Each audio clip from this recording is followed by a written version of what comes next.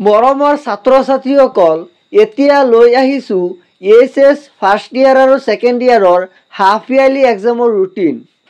এই ৰুটিনটো কামৰূপ ডিষ্ট্ৰিক্টৰ হয়। তোমালোকৰ হাফ ইয়াৰলি এক্সামটো 50 মাৰ্কছৰ হ'ব আৰু 2 ঘণ্টা সময় থাকিব।